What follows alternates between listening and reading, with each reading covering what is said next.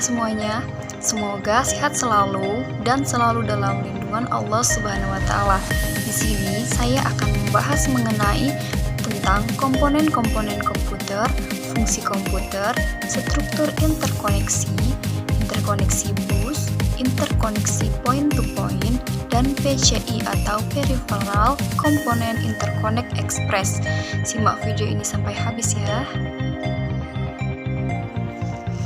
Di sini, yang pertama kita akan membahas tentang komponen-komponen komputer. Apa sih itu komponen komputer? Secara garis besar, komponen komputer adalah unit elektronik yang tergabung menjadi satu di dalam sebuah komputer. Biasanya, komponen-komponen komputer terbagi dalam dua bagian besar, yakni perangkat utama dan perangkat tambahan. Perangkat utama tentunya harus ada di dalam komputer karena mempengaruhi kinerjanya dan supaya bisa dijalankan. Sedangkan perangkat tambahan mempunyai sifat pelengkap sehingga bertujuan memaksimalkan penggunaan komputer ke depannya. Jika dilihat berdasarkan bentuknya, komponen komputer terbagi menjadi dua, yakni perangkat keras atau hardware dan perangkat lunak atau software. Gak terbatas di situ aja teman-teman, nantinya ada beberapa bagian-bagian lainnya yang menunjang kinerja komputer, sehingga akhirnya bisa kita gunakan dan manfaatkan dalam menyelesaikan berbagai macam tugas. Penjabaran lebih lanjut mengenai komponen-komponen komputer dan fungsinya, simak terus video ini sampai selesai. Untuk yang pertama, kita akan membahas tentang perangkat keras atau hardware. Yang pertama ialah keyboard. Contoh komponen komputer berjenis input device pertama adalah keyboard. Berfungsi untuk memasukkan angka huruf dan simbol.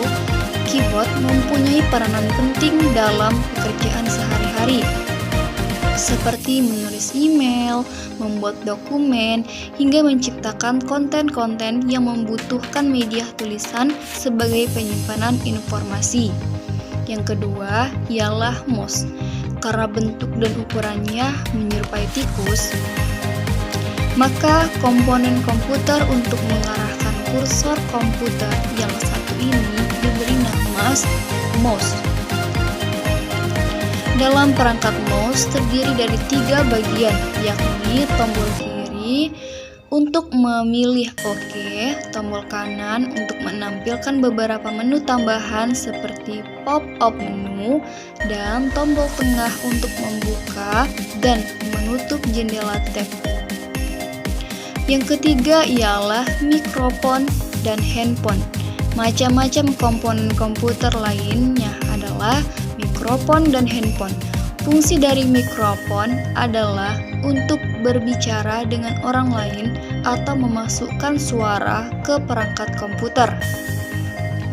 Sedangkan handphone merupakan komponen komputer yang berfungsi untuk mendengarkan suara dan sudah diproses melalui sistem komputer. Yang keempat adalah touchpad. Kamu pastinya udah gak asing kan dengan perangkat yang satu ini, karena sudah ada sih di laptop sebagai pengganti mouse. Maka setiap laptop disediakan bantalan kursor yang disebut dengan touchpad. Fungsinya persis sama seperti mouse pada umumnya. Bedanya hanya pada bentuknya yang pipih dan berbentuk persegi panjang serta sudah terpasang di badan laptop. Yang kelima adalah joystick. Tuas kendali atau joystick biasanya digunakan sebagai konsol untuk memainkan game di komputer. Yang keenam adalah line pen. Bagi seorang grafis desainer, line pen menjadi alat wajib untuk menuangkan ide ke dalam gambar ke perangkat komputer. Gak hanya itu, ada line pen juga memudahkan kamu untuk menulis atau sekedar coret-coret di perangkat layar berjenis touchscreen. Oke teman-teman, selanjutnya kita akan membahas mengenai tentang software atau perangkat lunak. Yang pertama ialah sistem operasi komputer, berfungsi untuk menerjemahkan berbagai macam fungsi dan instruksi yang diberikan saat menggunakan komputer.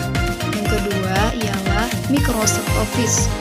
Microsoft Office ini merupakan perangkat lunak perkantoran, terdiri dari berbagai macam jenis seperti Word, Excel, dan PPT atau PowerPoint. Microsoft Office digunakan sebagai software pendukung dalam menunjang pekerjaan kantor. Yang ketiga adalah web browser. Web browser menjadi portal untuk mengakses internet. Biasanya secara otomatis histori dari kunjungan web yang kamu lakukan akan tersimpan. Selanjutnya kita akan membahas mengenai apa sih fungsi dari komputer. Nah, fungsi dari komputer adalah sebagai alat bantu dalam dunia pendidikan saat ini. Hampir seluruh sekolah di Indonesia banyak menggunakan komputer sebagai media belajar untuk menjelaskan materi pelajaran melalui gambar maupun film. Penggunaan komputer di ruang kelas sangat membantu menunjang kreativitas dan imajinasi siswa dan siswi.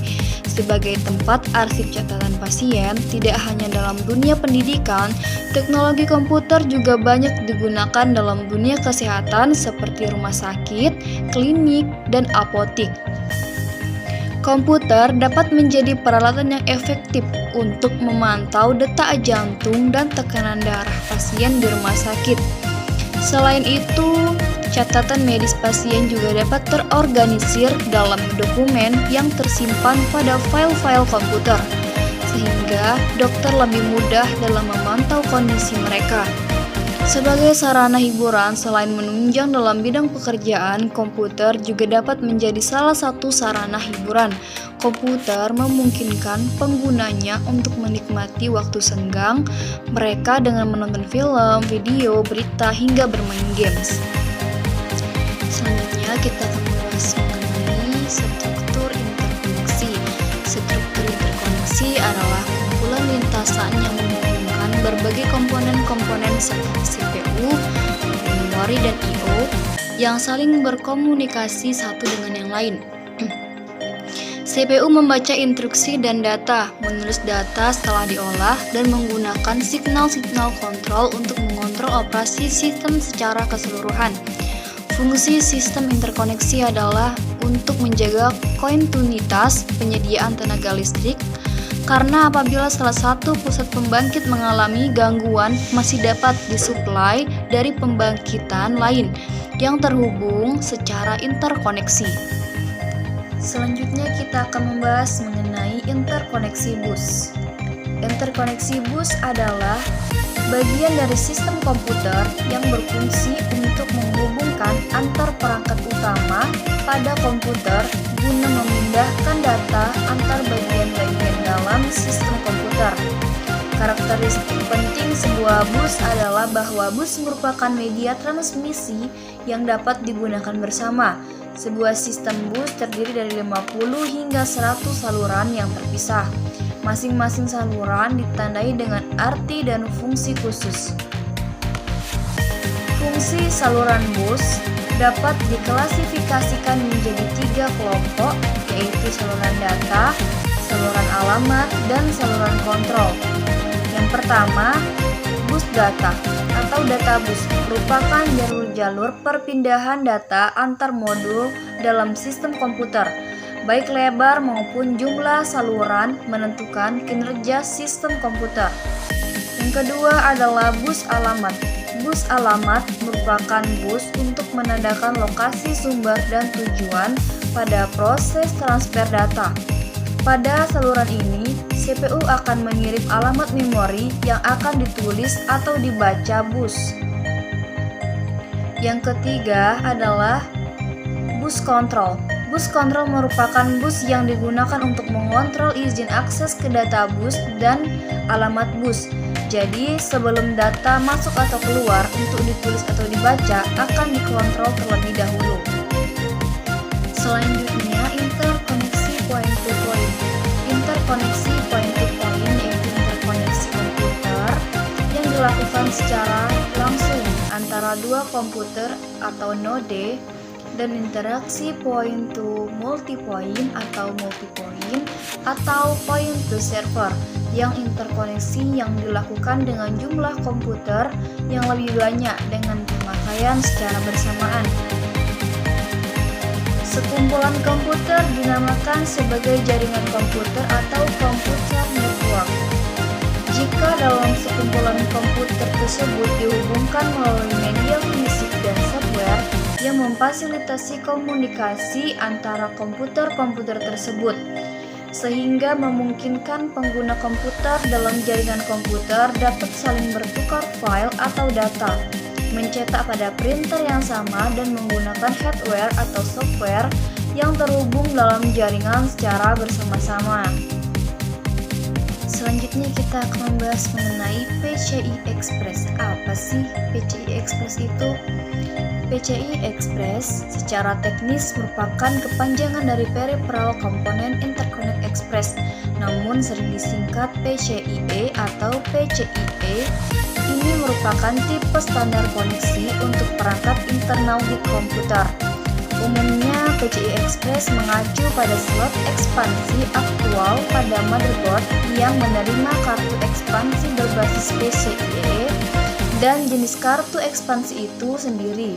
Jadi bukan hanya GPU yang bisa Anda pasang, PCI ini menggantikan slot AGP dan PCI, di mana keduanya menggantikan tipe koneksi tertua yang sering digunakan dan biasa disebut ISA. Sementara komputer mungkin biasanya berisi campuran berbagai jenis slot ekspansi. PCI Express dianggap sebagai interface internal standar. Bahkan banyak motherboard komputer saat ini diproduksi hanya dengan slot PCI Express saja. Sekian penjelasan dari saya tentang komponen-komponen komputer, fungsi komputer, struktur interkoneksi, interkoneksi bus, interkoneksi point-to-point, dan PCI Express atau Peripheral Component Interconnect Express. Semoga penjelasan dalam video ini dapat bermanfaat dan mudah dipahami.